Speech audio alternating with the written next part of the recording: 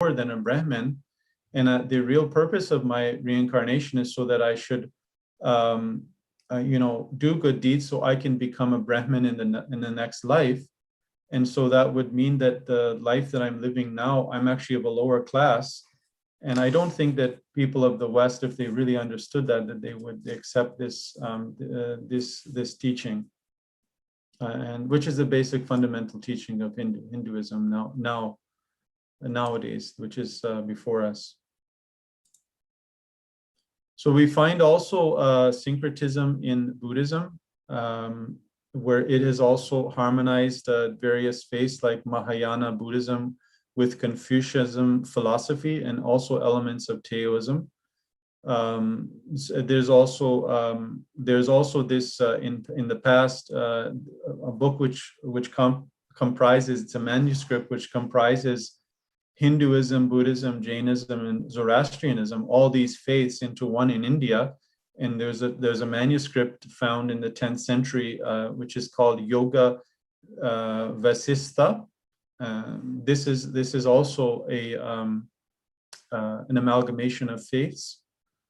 And I was mentioning before about Akbar, the Muslim leader, who came with the idea of Deen-i Ilahi, where he also tried to unify his subjects. And I mentioned this, and it seemed that he was sort of following the practices of what the Hindus would do in order to get unity among their subjects.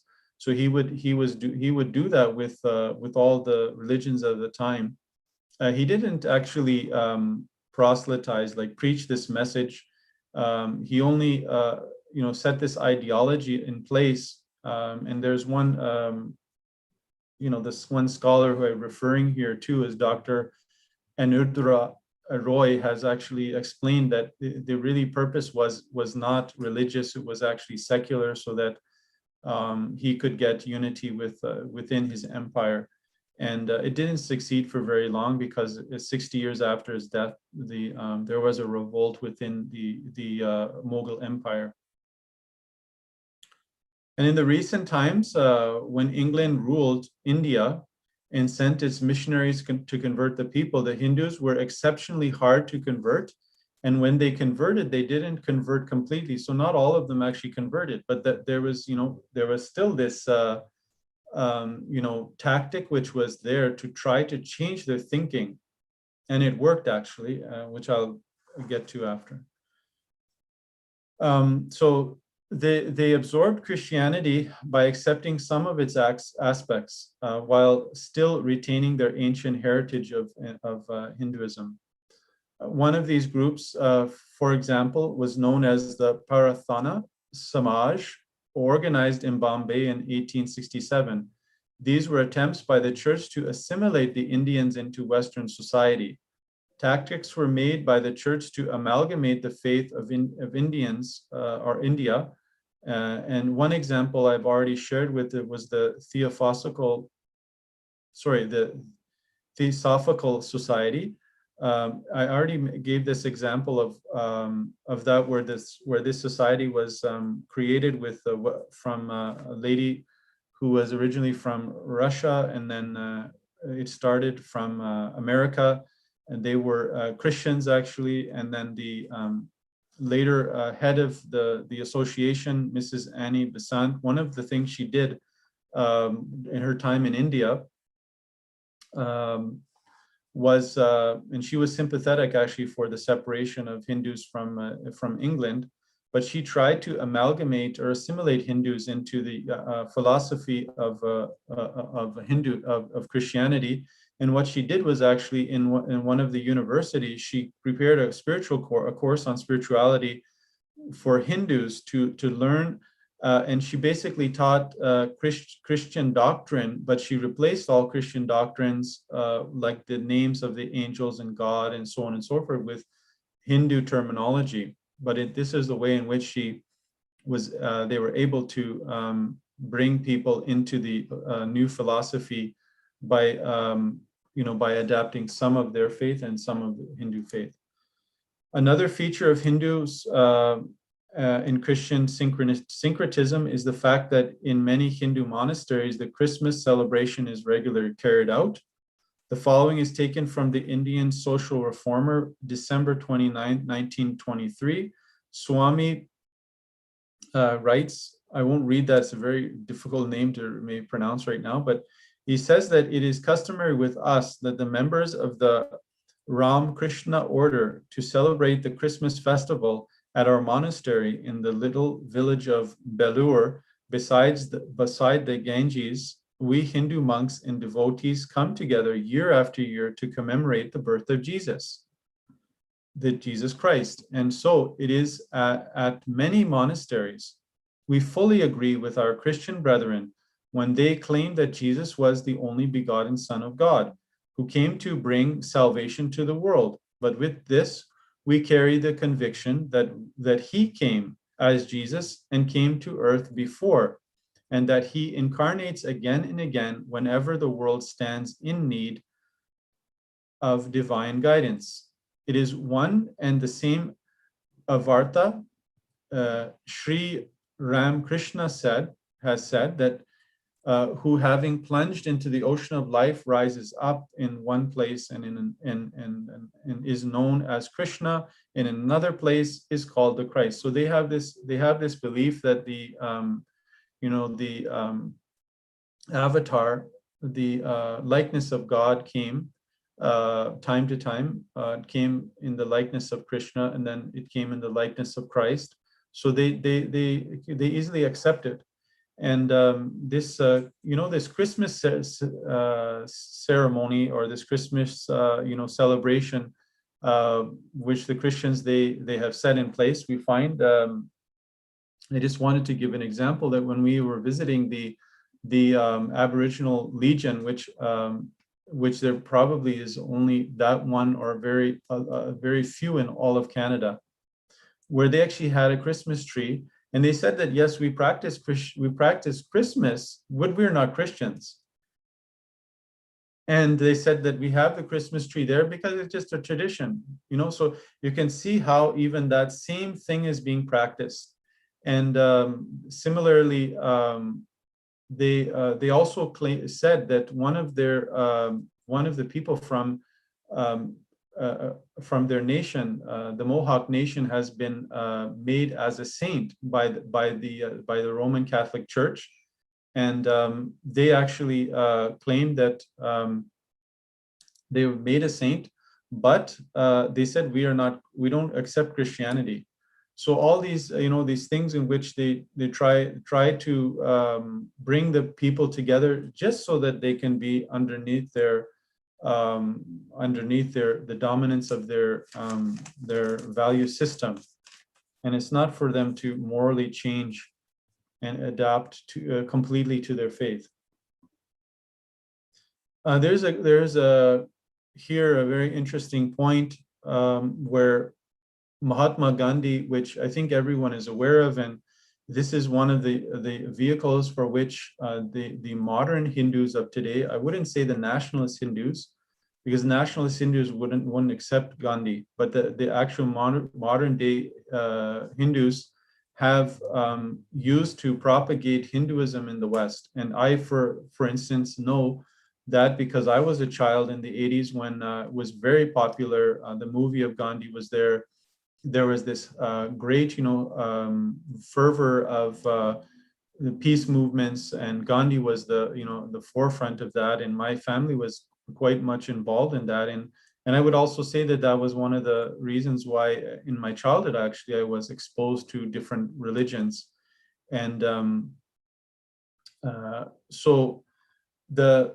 but the thing is that I've always been perplexed about Gandhi and perplexed about his person and what was his main purpose, as he has been sort of blown out of proportion by those who use him for the peace movement, or he's also used for the movement in America, or they tried to use him in the movement in America for the black movement. But Gandhi actually never did away with the caste system. He actually decided to make an amalgamation or to make a change to it so that all of the lower class Hindus in India, they should actually come together in one class rather than very many of them. But he still maintained the system that the Brahmins were on the top. Anyhow, the quotation that I have here is that basically this quotation is actually from India and from Christian sources and Hindu sources that actually the teachings of Gandhi, and Gandhi was actually, they actually say that he was actually practicing. He was following Christian teachings, and he was actually putting them into practice. And they called Gandhi as the Gandhi Christ. And they say that how he actually demonstrated Jesus's life in his lifetime by being a worker to work to get rid of the oppressed from India. And he actually showed in his own lifetime that he was a hero, a national hero. But it says here, Gandhi is a national hero and he followed Christ. And I just want to read part of this quotation here where it says that, but the most impressive proof of it is that Mahatma Gandhi, a Hindu, has sought for the first time to apply the master's teaching to politics as the best means of raising the people of India to a consciousness of their duty to themselves and humanity. Mahatma Gandhi's movement has made the central teaching of Christ known. So this is very important. Mahatma Gandhi's movement has made the central teaching of Christ known and cherished in quarters to which 100 years of propaganda of missions has not been able to penetrate. And it has presented in it a form readily assimilable to assimilate in the mind, in the Indian mind.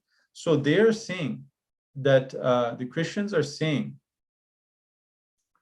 or sorry, the actual, this is quotation from a progressive Hindu, they're saying, Mr. Nat Rajan, he's an editor of Bombay, he actually wrote this, and he said this, and he was saying that, about this, that, Gandhi actually is propagating the message of Christianity far better than even 100 years of the British or of the Christian missionaries have done. So you can see that, okay, on one hand, Gandhi liberated in the Indians from the British, but what did they leave behind? They left behind actually a legacy of people believing in their liberator as actually a Christ-like figure. So actually they attribute their liberation to Christian teachings. And so therefore, this they're not physically, the Christian church is not physically there, or they hold in a material sense. The British are not there physically, but they left their legacy of their teaching strong there, and their people have accepted, even they haven't changed their faith. So this is I'm trying to explain, this is what syncretism is. This is the amalgamation of faiths only to serve that the dominating society, the values of the dominating society. And what are the dominating societies of Christianity? That's something we can get into, but it basically is nationalism, that you serve your own self, and through serving your own self and your own interest, you work towards materialism and getting what you can in this world. And that's the main principles of the Western society. And that's what, living in the West, we are seeing that's the principles. But Islam is something different. And inshallah, I'm going to go into some more detail about that. We have 5 minutes. I just want to, maybe I can just here cover some points which I wanted to say here about the nowadays current situation about the spread of New Age philosophies, religious philosophies, and how they incorporate Hinduism.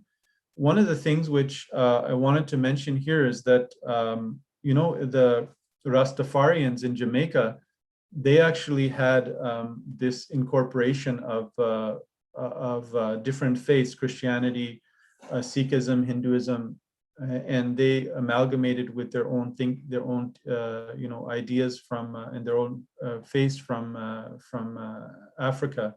But one of the things that they got was actually from from Hinduism, was smoking marijuana as a means for spiritual enlightenment.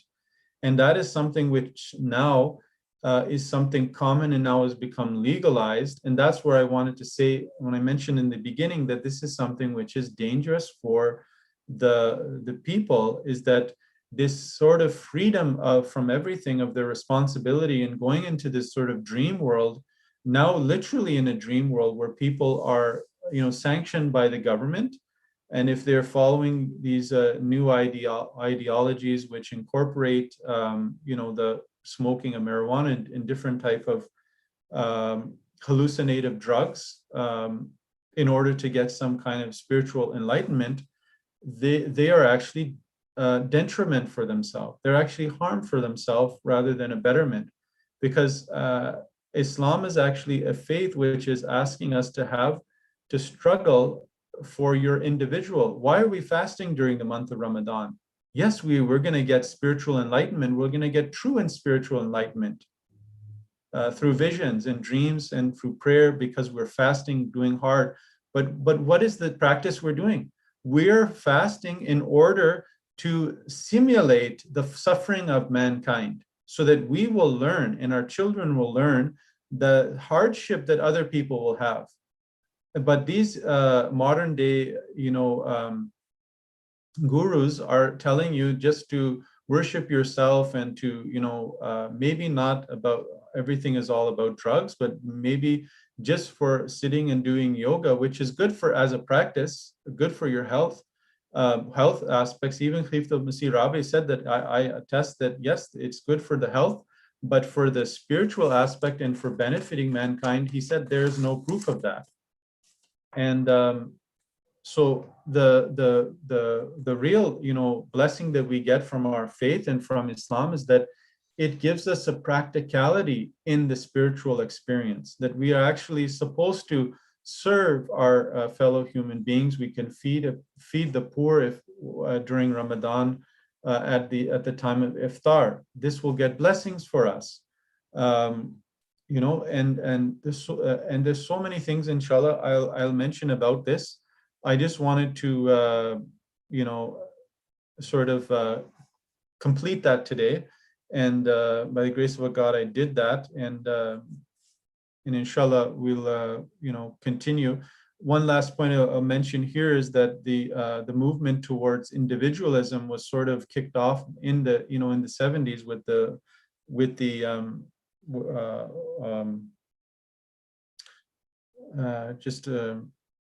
hippie movement, where they tried to move away from their traditions, faith traditions, and go and move on convents, and move away from their faith traditions, and take psychedelic drugs and so on and so forth.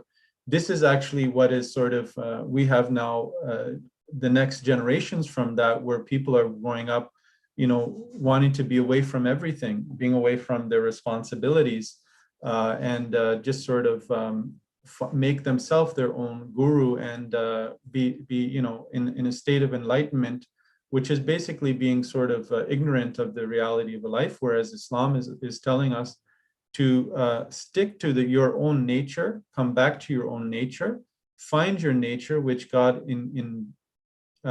imbibed in you.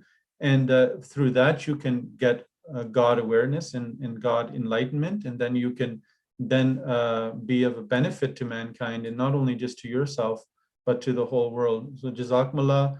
Inshallah, we'll continue next day, tomorrow. Jazakumullah. Assalamu alaikum wa rahmatullah.